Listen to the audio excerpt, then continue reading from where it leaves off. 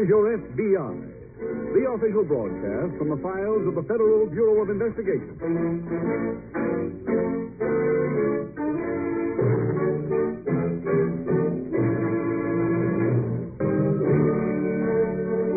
Tonight, the subject of our FBI file, Bank Theft.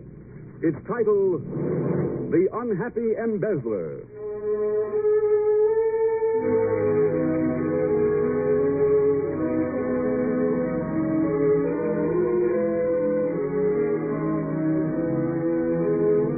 The moral fiber of a nation is an invisible element, but an element which is also one of the vital parts of our daily life. It is therefore of primary importance to every person that as a people, we Americans are witnessing what seems unmistakably to be a severe breakdown in our code of ethics, our moral standards, our respect for law and order. To cite only one example, there has been almost a 10% increase in bank embezzlement, with cases being reported from every section of the country, cases involving millions and millions of dollars, your dollars. The FBI records only those embezzlements affecting banks, but officials with jurisdiction over other types of defalcations report the same kind of increase in all types of business, an increase which means that more and more people in whom trust had been placed betrayed the trust, betrayed everyone, their employers, their friends, and themselves.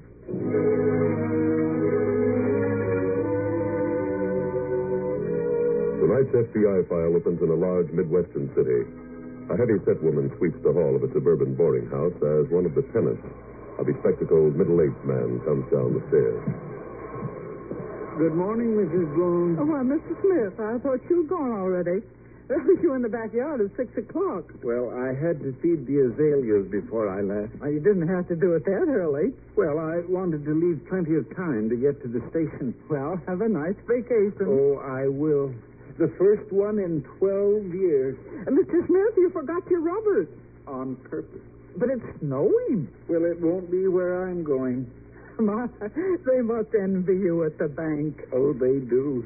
The other tellers barely talk to me. Here. Here's the rent for the 2 weeks I'll be gone. Thank you. Well, I'd better be getting along. Can I help you with your bag? No.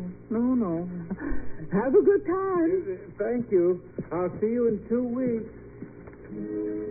Mr. Smith had good reason not to want his landlady to carry his bag, for in it was $8,000 stolen from the bank.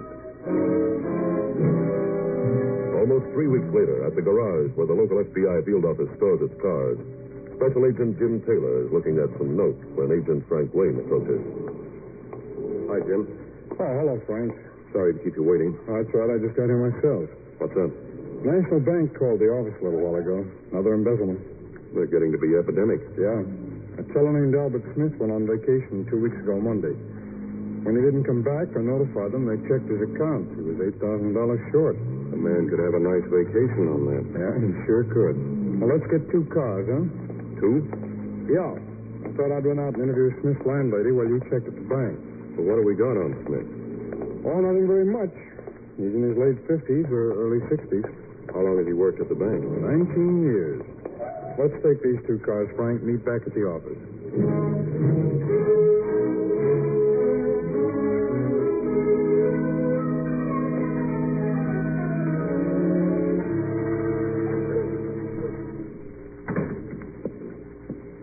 Pardon me, ma'am.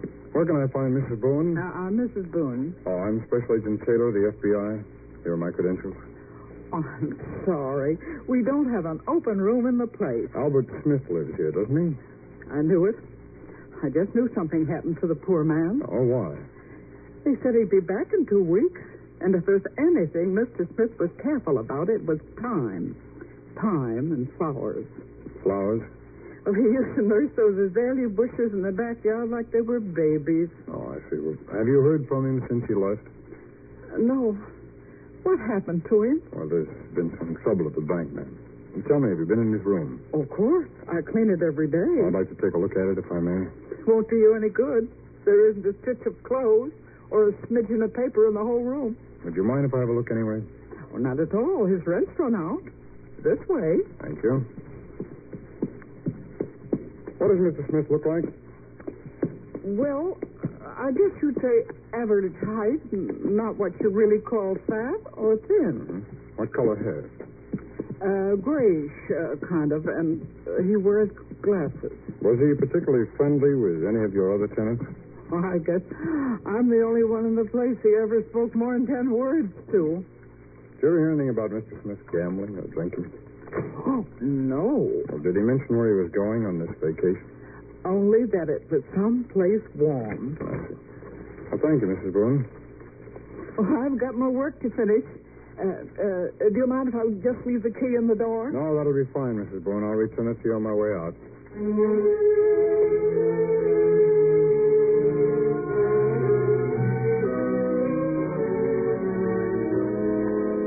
The time to start searching for a person is immediately after he disappears. For in 2.5 weeks, what might have been a clue in a room before it was cleaned has vanished. A porter who might remember a person for whom he carried a bag that day has forgotten the customers of half a month ago. A cab driver who picked up a man and took him to a station that morning might have seen something helpful. But by now, the man is just a penciled notation on a trip record.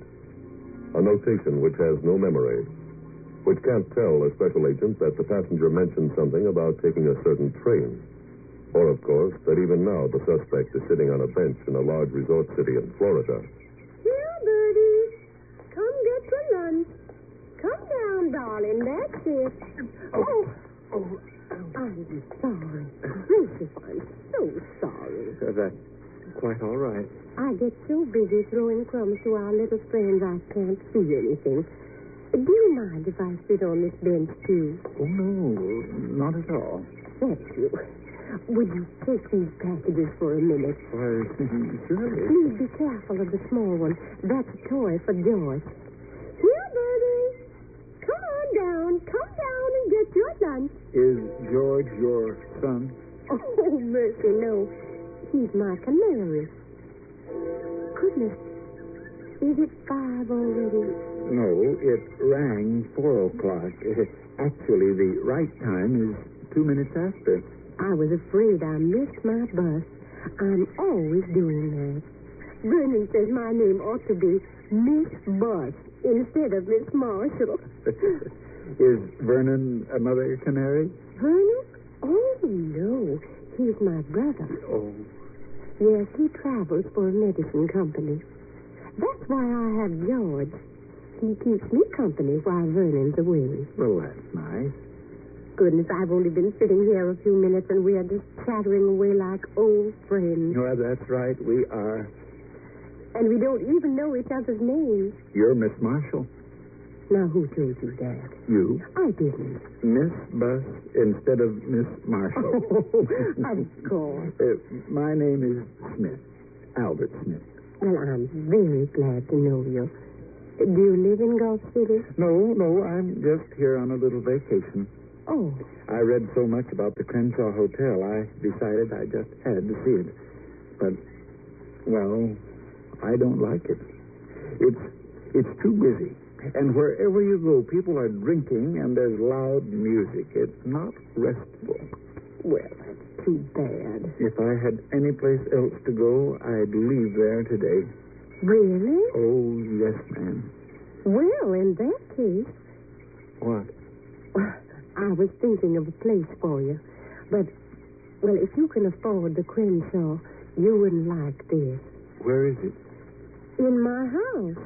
I rent a spare room, and the boarder I had moved away last week. Miss Marshall, would you consider me? You don't even know where I live. You said you were taking a bus, so it can't be far. Isn't that clever of you? I live in Oceanville. Well, that's not very far. Mr. Smith, did you really mean it about renting a room? Of course. When does your bus leave? Oh, around 5 o'clock, either 10:02 or 10 after. I never remember. Well, either way, it leaves plenty of time for me. I'll get my things at the hotel and go with you.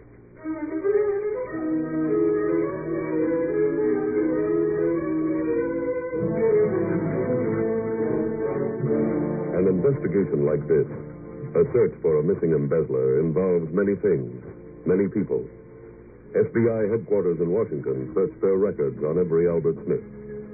A snapshot of Smith was found. A snapshot taken on a summer picnic. Now, armed with the picture and at least a partial description, your FBI broadcast an alarm. An alarm that went to every resort city in the country. George, are you hungry again? Oh, you're teasing me. That's not nice. That's not nice at all. Clara, Oh, yes, Albert. can you come out to the yard a minute? Of course. I want to show you something. What is it? Look at your azaleas. Albert, they're just too perfect. Oh, my, you've done wonders to this garden. In 1 week, you've got the place looking like those pictures in the magazines. Thank you. It's been the most wonderful week I ever had in my life. And, well, I want to thank you. Thank me. Why, only yesterday I was teaching George to chirp your name and thinking how lucky I was to find such a boarder. Why, that's Vernon. Vernon! You old brother. Oh, gracious. Still, I haven't had a chance to introduce you. Albert, this is my brother Vernon. Well, how do? How do you do? Albert's last name is Smith. He's our new boy. Well, fine. Tell me, has Sam made any buttermilk pancakes? Oh, yes, every morning. Yeah, you're in real good. Vernon, what a thing to say. Well, if you'll pardon me, I think I'll go to my room. Okay, yeah, sure. I'll see you later, Mr. Smith. Albert, don't take a nap. Dinner'll be ready soon. All right, Clara. Oh, boy. Say, who's the new boarder? I met him last week in Gulf City. Oh, where? On a bench in the park. Why, Clara, you picked him up. Now, don't go saying things like that. Well, it's true. It is not. I stepped on his foot by accident, and we started talking. And, well, the next thing I knew, he was on the bus. Oh, sure. Oh, now, please, Vernon, quiet. Eh? About Mr. Smith. Hmm? Well, he doesn't know I know, but he's in trouble. Hmm? How do you know? Well, the day after he got here, he asked me if there was any place in Oceanville that sold out-of-town newspapers. Then, when I was cleaning his room yesterday, I found this clipping. Well, picture and everything. Yes. He never said anything to me about it, so I didn't feel it was polite for me to mention it. Well, what do you know? $8,000. Vernon, there's only one thing to do. What? We'll just take the money away from him.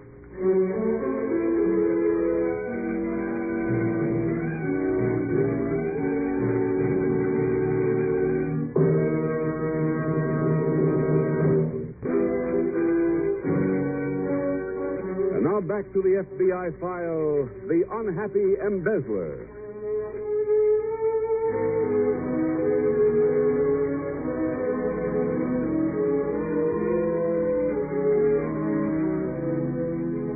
Tonight we are hearing of a heretofore respectable elderly man suddenly committing a crime, wrecking by one thoughtless act his years of youthful work. What brought about this change? Was it the all too prevalent thought, only fools work and anyway I won't get caught? That false and vicious philosophy perhaps accounts for the fact that almost half of our crimes are being committed by people with no recorded previous criminal record. Was it inadequate moral training in their youth that led those newcomers to take their first step into law-breaking? Whatever it is that nurtures each year's fresh crop of criminals, your FBI says with deep conviction, parents who instill in their children old-fashioned moral standards bequeath them a lifelong legacy for decent, law-abiding living.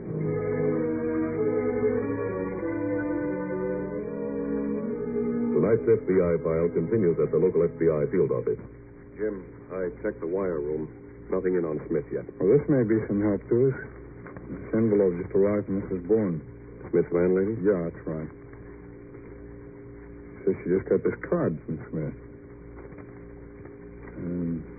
Dear Mrs. Bourne, I fed the azaleas the day I left, which was the 11th. Please mark that on your calendar so you'll remember to feed them again on the 11th of next month. They should be fed once a month, and when the weather gets warm, please keep the ground moist. Azaleas are always thirsty. Regards, signed, Mr. Smith. Doesn't sound like he's coming back. No, it doesn't. It's postmarked Gulf City. When? A week ago. Jim, we'd better call the Gulf City police. Right, Frank. Well, let's get the next plane down there.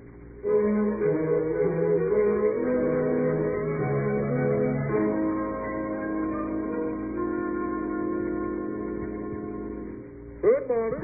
Oh, gracious, Vernon, you scared me. Well, where's the starboarder? Out for a walk. A chance for you to be a good landlady and clean this room again. Oh, Vernon, I feel so sneaky going through his things. Besides, I've already done it. You find anything? Not a penny. Hello? Oh, we're in the kitchen, Albert. Oh, it's a beautiful day, Clara. And Oh. Good morning, Vernon. Morning. Sit down. Maybe then Clara will serve me. Oh, mercy, honey, I haven't brought you anything, have I? Here's some coffee to start with. Thanks. Clara, I came home by way of the boardwalk. Now, Albert, don't you go looking at any other girls. No, I wasn't doing that. Of course not. There's a new bingo parlor, Clara. It opened today. Really? I just love bingo. Would you like to go? Oh, yes. But, of course, I hate to leave Vernon here alone. Oh, Albert, don't look so serious. I don't want to go. You mind if I do? No, sis, you two lovebirds run along. I'll stay home and talk to George.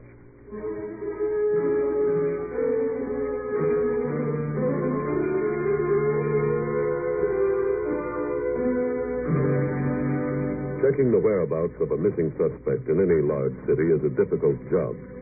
But in a place like Gulf City, a resort where there are almost as many hotels as private homes, it becomes a matter of dogged research, of walking street after street, of examining page after page of one register, then another, until you either run out of hotels or come to the right one. Smith was seen here and checked out a week ago, Frank. Any forwarding address? No, and he paid his bill by cash. Well, we've narrowed his lead. We're only a week behind now. Yeah. Oh, did you get anything around the lobby? The girl at the newsstand thought she remembered him, but she wasn't sure. Oh. Nobody else recognized the pictures. Smith was paying $30 a day for his room, so you might have been right about it being too rich for his blood. Well, there are still some hotels we haven't been to. Well, let's hit the ones in the lower brackets, huh? Okay. Frank, wait a minute, will you? Yes? Smith's landlady said he was crazy about flowers. Well, they've got a big botanical garden here. Can you handle those cheap hotels alone? Sure, Jim. Okay, I'll visit the gardens then. See you at police headquarters.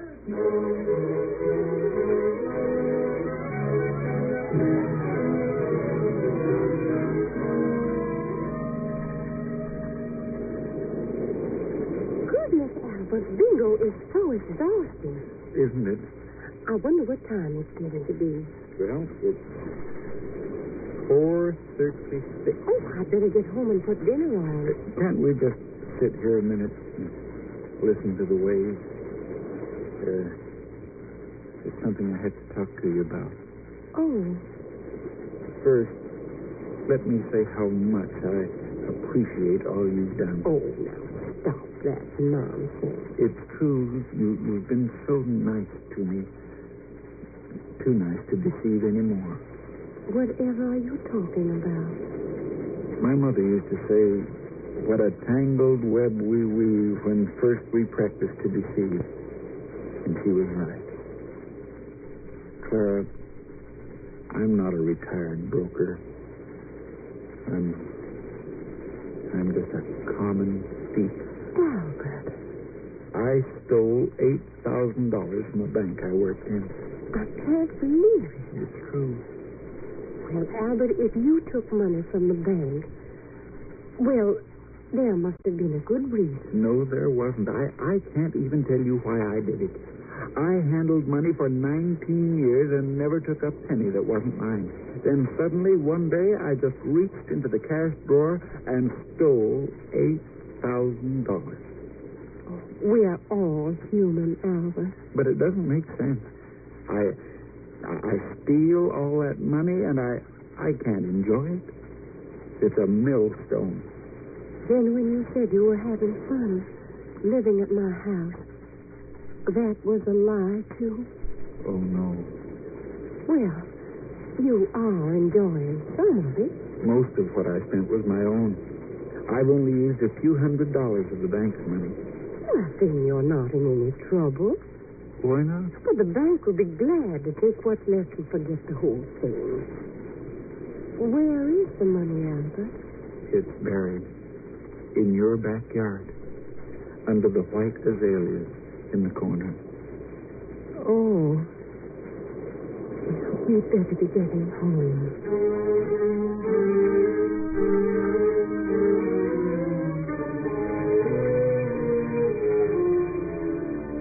Special agents are trained to explore every possible lead, like the one which took Agent Taylor to the Gulf City Botanical Gardens, where he found a caretaker who remembered Albert Smith and who knew Smith had moved on to Oceanville. But in that city, no one at any of the transportation terminals recognized Smith's picture. He wasn't registered at any hotel. He hadn't visited any garden supply store. Then Agent Taylor saw a sign in a window. A sign reading, "Starts tonight. Flower show. Oceanville Arena." Quite a few people here, Frank. But no Mr. Smith. Well, they might show up yet. What time do flower shows close? Wait a minute, I think it tells on the ticket. Yeah, 11 o'clock. Half an hour to go. Mm-hmm. I wonder whatever happened to tulips and daffodils and the flowers they had when I was a kid. Look at the signs on these things. Anemone japonica, Chinese plumbago. People must spend half the year growing these and the other half thinking up a name. Frank, wait. We're missing a bet. All these flowers are entries. Come on, let's get to the officials' booth.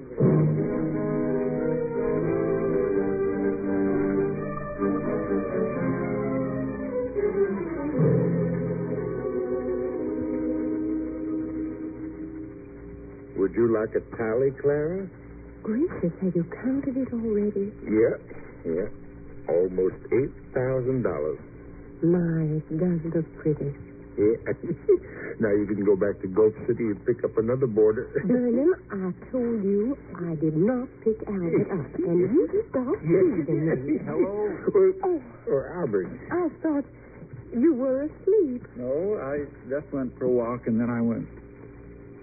Why, that's my money. Yes. But what are you doing with it? Well, it may sound naughty of me, but I told Vernon where it was buried.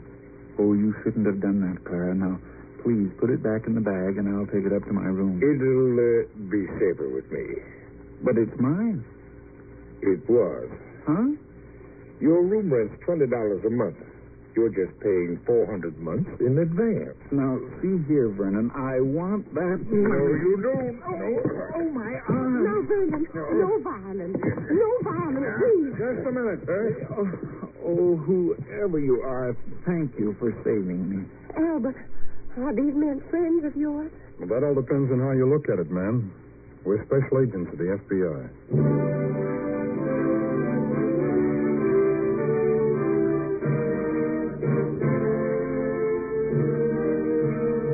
Albert Smith was tried and convicted for violating the Federal Reserve Act and sentenced to a federal prison. Clara and Vernon Marshall were also convicted for their part in the crime. Special agents Taylor and Wayne arrived at the home of Clara and Vernon Marshall because of their trip to the flower show. Because Agent Taylor thought of checking the names of those entering Albert Smith's favorite, the azalea. Because in that group was one entry card bearing his name, and his address. And so another case from the files of the Federal Bureau of Investigation was closed. Closed with 3 more people learning that the philosophy of getting away with it is false. Closed with another $8,000 recovered by your FBI. Part of the millions upon millions of dollars recovered each year from criminals and returned to the rightful owners. Returned to you, the American people.